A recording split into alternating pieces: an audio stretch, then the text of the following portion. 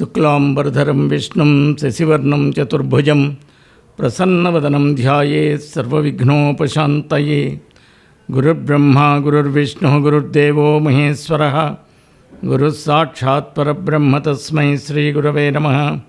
వ్యాసం వసిష్ఠనప్తారం శక్తేః పౌత్రమకల్మషం పరాశరాత్మజం వందే సుఖతాతం తపోనిధిం. నారాయణం నమస్కృత్య నరం చైవ నరోత్తమం దేవీం సరస్వతీం వ్యాసం తతో జయముదీరయేత్. వసుదేవసుతం దేవం కంసచాణూరమర్దనం దేవకీ పరమానందం కృష్ణం వందే జగద్గురుం. శ్రీ భాగవత కథాసుధలు 45వ భాగానికి స్వాగతం సుస్వాగతం. ఋషభదేవుడు మహాభక్తుడు భాగవతోత్తముడు అయినటువంటి పెద్ద కుమారుడైన భరతునికి రాజ్యభారాన్ని కట్టబెట్టి ఆ ఋషభదేవుడు అరణ్యాలకు వెళ్ళిపోయాడు. భరతుండంత ధరాతలంబు కడకన్ పాలించుచున్ దారుణీశ్వర చంద్రుండగు విశ్వరూపునకు మున్ సంజాతయ్యుండి నిర్భర కాంతిన్ విలసిల్లు పంచజని పేరంగల్గు కాంతామణిం కరమర్ధిన్ ధరన్ పెండ్లియాడే శుభలగ్నం బంధు భూవల్లభ. సుఖమహర్షి పరీక్షిత్తుతోటి తన భాగవత ప్రవచనం కొనసాగిస్తున్నాడు. పరీక్షిత్తు చెప్తున్నారు, రాజా ఋషభుని అనంతరం ఆయన పెద్ద కుమారుడైన భరతుడు ఈ భూమండలాన్నంతటినీ ఎంతో దీక్షతో పూనికతో పరిపాలించాడు. అతని కాలంలో విశ్వరూపుడని ఒక రాజు ఉండేవాడు. అతడు రాజులలో కల్లా శ్రేష్ఠుడు. అతనికి పంచజని అనే కుమార్తె ఉంది. ఆమె అత్యంత కాంతిమతి అయిన కాంతామణి. అటువంటి పంచజనిని భరతుడు సుముహూర్తంలో కోరి పెళ్లి చేసుకున్నాడు అనే విషయంతో భరతోపాఖ్యానాన్ని ప్రారంభించుకుంటున్నాం.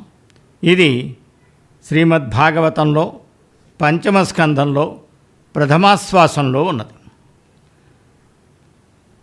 వారిద్దరికీ అంటే భరతునికి పంచజనికి సుమతి, రాష్ట్రభృత్, సుదర్శనుడు, ఆచరణుడు, ధూమ్రకేతువులనే 5 కొడుకులు పుట్టారు. అంతకుముందు అజనాభమనే పేరుతో పిలువపడే ఆ భూభాగాన్ని భరతుడు పాలించడం వల్ల భరతవర్షమనే పేరు దానికి రూఢమైంది. భరతుడు పరమాత్ముని కరుణతో తన తాత తండ్రులు పరిపాలించిన రీతిలోనే సత్కర్మలు ఆచరిస్తూ బ్రాహ్మణులు పొగిడే విధంగా ప్రజలను పరిపాలించాడు. భరతుడు అండపిండ బ్రహ్మాండాది లోకాలను భరించే భగవంతుణ్ణి చిన్నవి పెద్దవి అయిన యజ్ఞాలతో ఆరాధించాడు. అమావాస్య పూర్ణిమలతో చేసే సత్కార్యాలను, చాతుర్మాస్యాల కాలంలో చేసే అగ్నిహోత్రాదులను ఆచరించాడు. పశుయాగాలు, సోమయాగాలు ఇలాంటివి అనేకం నిర్వర్తించాడు. ఆ సత్కర్మ ఫలాన్నంతటినీ పరమేశ్వరార్పణం చేశాడు. చాతుర్మాస్యం అంటే అందరికీ తెలుసున్నదే. ప్రతి సంవత్సరం ఆషాఢ శుద్ధం మొదలుకొని కార్తీక శుద్ధం వరకు 4 నెలలు చేసే వ్రతాన్ని చాతుర్మాస్యం అంటారు. దీనికే వార్షిక చాతుర్మాస్యమని కూడా పేరు. శ్రీవత్సము, కౌస్తుభము, వనమాల అను వానితో శోభిల్లువాడు, సుదర్శనము మొదలైన పంచాయుధాలను ధరించినవాడు, ఆత్మీయ భక్తుల హృదయాలలో నివసించేవాడు, పరమపురుషుడు అయిన వాసుదేవుని పట్ల అత్యంత భక్తి ప్రపత్తులతో భరతుడు 50 లక్షల వేల సంవత్సరాలు రాజ్యపాలన కావించాడు అని భాగవతం చెప్తోంది. తాత తండ్రుల కాలం నుండి తరతరాలు సంక్రమించిన ధనరాశిని తగినట్లు తన తనయులకు పంచిపెట్టి భోగభాగ్యాలను, అపార సంపదను, రాజసౌధాన్ని వదిలిపెట్టి తాను పులహాశ్రమానికి వెళ్ళిపోయాడు. ఏ ఆశ్రమంబున ఇందిరాధీశ్వరున్ అచ్చటి వారలను ఆదరించి ప్రత్యక్షమున ఉండు పాయక ఎప్పుడు అట్టి రమ్యంబైన ఆశ్రమమున నిలిచి సాలగ్రామములు గల గండకీ నది యందు ఎంతయు గదసి ఉండు అచ్చోట ఏకాకియగుచును భరతుడు బహువిధ నవపుష్ప పల్లవముల ఆతుల తులసీదళంబుల అంబువులన్ కందమూలాది ఫలములన్ గంజములన్ ఘనతనర్పించు ఇచ్చలు నిచ్చలు తనివిలేక సేవ చేయుచుండే నా శ్రీసుహరిణి. ఆ ఆశ్రమంలో శ్రీమన్నారాయణుడు ఆశ్రమవాసులను వాత్సల్యంతో ఆదరిస్తూ కనుల ముందు నిలిచి ఉంటాడు. సాలగ్రామాలకు ఆలవమైన గండకీ నది ఆశ్రమ సమీపంలో ప్రవహిస్తోంది. అటువంటి రమణీయమైన ఆశ్రమంలో భరతుడు ఒంటరిగా ఉంటూ శ్రీహరిని నానా విధాలైన పువ్వులతో, చిగుళ్లతో, తులసి దళాలతో, జలాలతో, కమలాలతో, కందమూలాలతో అర్చిస్తూ తనివితీరా సేవ చేస్తున్నాడు. ఇటువంటి హరిసేవ వల్ల భరతునికి విషయవాంఛలన్నీ నశించాయి. శమదమాది గుణసంపత్తి అలవడింది. పరమపురుషుణ్ణి భక్తిభావంతో ఎడతెగకుండా భజిస్తుంటే అహంకారమనే ముడి విడిపోయి ఆనందానుభూతి కలిగింది. ఆయన మేను పులకించింది. కన్నులలో ఆనందాశ్రువులు పొంగి పొరలుతున్నాయి. మార్తాండ మండల మధ్యవర్తి అయిన పరమేశ్వరుణ్ణి హిరణ్య పురుషునిగా భావిస్తూ భరతుడు ఇలా ప్రస్తుతించాడు.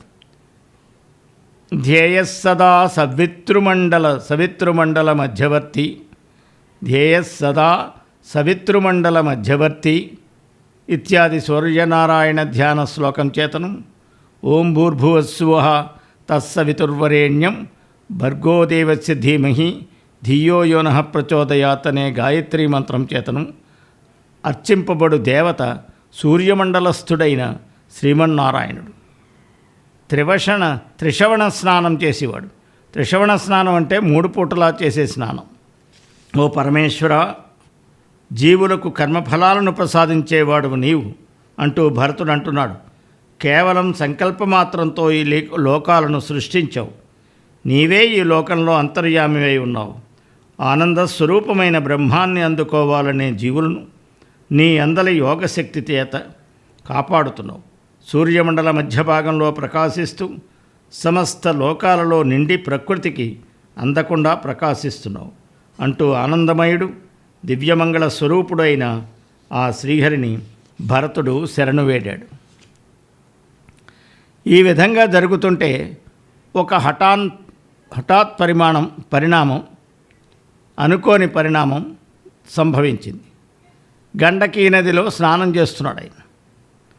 చేస్తుంటే ఒక నిండు చూలాలైన లేడీ నీరు తాగాలని ఒంటరిగా నదీ తీరానికి వచ్చింది. అది నీరు త్రాగుతుంటే నదీ సమీపంలో ఒక సింహం దిక్కులు దద్దరిల్లేటట్టు భయంకరంగా గర్జించింది. పుట్టుకతోనే భయ స్వభావం కలిగిన ఆ లేడీ ఆ ధ్వనిని విని అదిరిపడింది. ఆ హరిణాంగన తత్తరపాటుతో దప్పికి తీర్చుకోకుండానే ఆకాశం వైపు అమాంతం ఎగిరి ఆవతలికి ఒక్క దూకు దూకింది. అలా అకస్మాత్తుగా కలిగిన భయంతో నదిని లంఘించడంలో దాని గర్భంలోని పిల్ల జారి నదీ జలాల్లో పడిపోయింది. ఒక్కసారి దూకటంతో తల్లి జింక నదీ తీరంలోని కొండరాతి మీద పడి ప్రాణాలు విడిచింది. ఇప్పుడు ఆ నదీ జలాల్లో విలవిల్లాడుతూ మునిగి తేలుతున్న లేడిపిల్లను చూసిన భరతుని హృదయం తల్లడిల్లిపోయింది.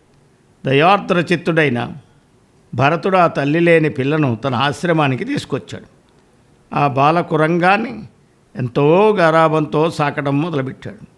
దాన్ని లాలించడం, పాలించడం, ముద్దుగా పెంచి పెద్ద చేయడం ఆసక్తుడై క్రమంగా భరతుడు తన నిత్య కృత్యాలైన అష్టాంగ యోగాలు, భగవంతుని పూజా కైంకర్యాలు ఇవన్నీ మర్చిపోయాడు.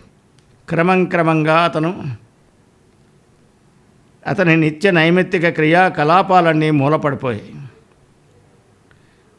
ఘనతపము చలనమందుట ఎను భరతుండెరుగా ఆత్మయోగంబున చెయ్యన బాసె హరిణ పోతము తన మదిలో నిలిపి ప్రీతిని తప్పక పలికెన్. తాను తపస్సుకు దూరం కావడాన్ని అతను గుర్తించలేకపోయాడు. తన యోగానికి విఘ్నం వాటిల్లిందని కూడా గమనించలేదు. రాత్రింపెవళ్ళు ఆ జింకపిల్లతో ఆడుతూ పాడుతూ దాని మీద గారాబంతోనే తన మనస్సులో ఇలా అనుకుంటున్నాడు. అక్కట తల్లిబాసి హరిణార్భకమాప్తులు లేమించేసి ఏ దిక్కును లేకయున్న ఇటం తెచ్చితి నాయడ ఈ మృగార్భకం బెక్కుడు ప్రేమ చేసి చెరియించుచునున్నది నాడు సన్నిధిన్ మక్కువ చేసి దీనిన్గడు మన్ననలం తగన్ బ్రోతు ఎంతయున్. పాపం ఈ జింక పిల్లకి తల్లి లేదు, ఆప్తులా బంధువులా లేరు, దిక్కెవరూ లేని కారణంగా జింక పిల్లను ఇక్కడికి తీసుకొచ్చాను. నేనంటే దీనికి ఎంతో ప్రేమ అంటూ తప్పకుండా దీన్ని కాపాడుతాను అనుకుంటున్నాడు. ఈ విధంగా చేస్తున్న వాడు భరతుడు ఎంతో ఆసక్తితో లేడిపిల్లతోనే సమయం అంతా గడిచిపోతుంది. ఆ లేడిపిల్ల కూడా స్నానం చేసేటప్పుడు, సమిధలు ఏరు తెచ్చుకునేటప్పుడు, దర్భలు పూలు పళ్ళు ఆకులు కోసేటప్పుడు, దుంపలు త్రవ్వి తెచ్చుకునేటప్పుడు, నీళ్లు తెచ్చుకునేటప్పుడు, దేవతార్చన చేద్దామని కూర్చున్నప్పుడు, చివరికి జపం చేసేటప్పుడు కూడా అతడు ఆ బాలహరిణాన్ని తన పక్కనే అట్టి పెట్టుకుని ఉండేవాడు. తోడేళ్ళు నక్కలు మొదలైన మృగాలు జింక పిల్లని ఏం చేస్తాయో అని దాని వెంట అడవులకు వెళ్ళేవాడు. రాను రాను జింకపై మమకారం ఎక్కువవుతుంటే దాని భుజాలపై కూడా ఎక్కించుకున్నాడు. గుండెలపై పడుకోబెట్టుకున్నాడు. ఒడిలో చేర్చుకుని బుజ్జగించేవాడు. అన్ని సత్కర్మలు భక్తి సాధన అంతా మర్చిపోయాడు. ఆ జింకపిల్ల కనపడగానే మనసు కుదుటపడేది, లేకపోతే ఆందోళన చెందేవాడు. చదివేవారికి ఈ వచనం చూస్తుంటే భరతుని పట్ల జాలి కలుగుతుంది. జింక పట్ల పెంచుకునే ప్రేమ ఆశ్చర్యచకితులను చేస్తుంది. గురువులు వారి బిట్టురికి కొమ్ముల జిమ్ముచు అంత డగ్గరుచును కాలు త్రొవ్వుచు నఖంబుల గీరుచు గాసి చేయుచున్ నొరగుచు దారుణీశ్వరుని ఊరువులన్ సహినించి అంతలో నరకడ యొక్కుచుంబొదలియాడుచు ఆ హరిణంబులీలతోన్. అది ఇంకా ఎలా ఆడుకుంటోందంటే చెంగున పరుగులు తీస్తూ దూకుతూ ఉన్నట్టుండి ఆ రాజర్షిని రాచుకునేది, కొమ్ములతో గోకేది, దగ్గరికి వస్తూ కాళ్ళు రాస్తూ గిట్టలతో గీకుతూ మారాం చేసేది. ఒక్కొక్కసారి భరతుని తొండలపై హాయిగా పడుకుని అంతలో చెంగుమంటూ లేచి భుజాల మీదకి ఎక్కి కూర్చునేది. ఇలాగా తిరుగుతున్నది ఎంతో మురిసిపోయేవాడు. ఒకనాడు ఆ లేడిపిల్ల ఆశ్రమం విడిచి ఎటో వెళ్ళిపోయింది. ఇంక ఈయన బాధ ఇంకా ఎక్కువైపోయింది. ఓ జింకపిల్ల, అడవిలోని క్రూర మృగాల మధ్య నీకేమాత్రం బాధ లేకుండా నేను జాగ్రత్త పడ్డాను, అయినా నీవు నా కన్నులు కప్పి వెళ్ళిపోయావా అంటూ భరతుడు ఎంతగానో ఆరాటపడ్డాడు. తల్లి చచ్చిన జింకపిల్ల దురదృష్టవంతుడైన నా పాలన పడింది, ఇప్పుడు తప్పించుకుని పోయింది. ఇక నేనేం చేయాలి? అయ్యో, ఈ ఆశ్రమంలో మొలిచిన పచ్చిగడ్డి పరికలు తిని నవనవలాడుతూ అటూ ఇటు తిరుగుతున్న నా లేడిపిల్లను ఏ సింహం పొట్టన పెట్టుకుందో కదా అని బాధపడుతున్నాడు. అలా బాధపడుతుంటే ఇది చాలా విచిత్రమైనటువంటి విషయం. అది ఆ జింక క్షేమంగా ఉండాలని మనసులో కోరుకుంటున్నాడు, తహతహలాడుతున్నాడు. భగవంతుణ్ణి ఆరాధించడం కూడా మానుకున్నాడు. మృగజాతితో పుట్టిన జింకపిల్ల మీద మమకారం పెంచుకున్నాడు అని సుఖయోగేంద్రుడు పరీక్షిన్నరేంద్రునికి భరతుని కథ చెప్తూ మళ్ళీ ఇలా అన్నాడు. ఓ రాజా, పూర్వం భరతుడు ముక్తి మార్గానికి ఆటంకమనే భావనతో ఇల్లు ఇల్లాలు పిల్లలు మొదలైన సమస్తము వదిలిపెట్టి తపస్వి అయ్యాడు.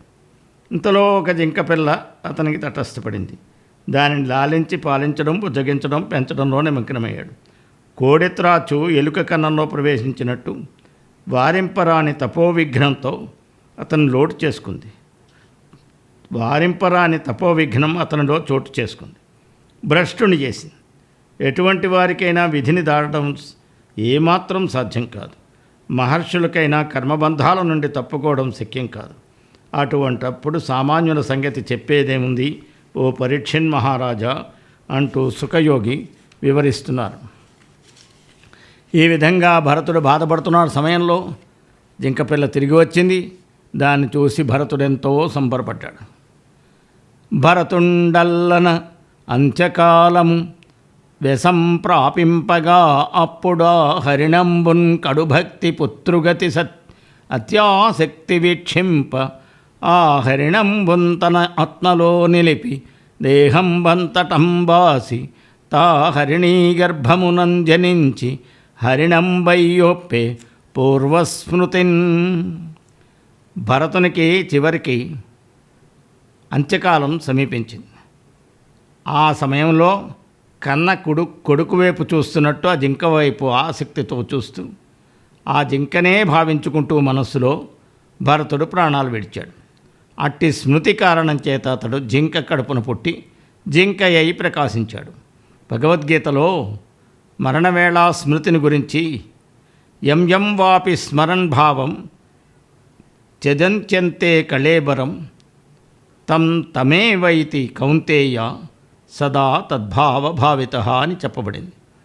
దేహం త్యజించే వేళ మానవుడు ఏ భావాన్ని స్మరిస్తాడో అదే భావం అతడు నిశ్చయంగా పొందగలడని భావం. భగవదర్చన మరిచినవాడు హరిణ పోతంపై మమకారం పెంచుకున్నాడు. హరిణాన్ని చూస్తూ మరణించినాడు. హరిణ జన్మ ఎత్తడం సహజం. కానీ భగవదారాధన ఫలితముంది కనుక గత జన్మ విషయాలను మర్చిపోలేదు. ఉద్దేశ్యపూర్వకంగా భక్తిని నిర్లక్ష్యం చేసినందున కొంతకాలం శిక్షకు గురి కావలసి వచ్చింది. మృతజన్మానుస్మృతి ఇతర వనమృగ శరీరమవాప అని మూలం. మృతమను అమృత జన్మానుస్మృతి ఇతర వన్మృగ శరీరమవాప అనే మూలం. మరణ సమయంలో జింకనే స్మరిస్తుండడం వల్ల మరు జన్మలో జింక దేహాన్ని పొందాడని మనం భావించాలి. మరికొన్ని విషయాలు వచ్చే భాగంలో చెప్పుకుందాం. సర్వం శ్రీకృష్ణార్పణమస్తు. స్వస్తి.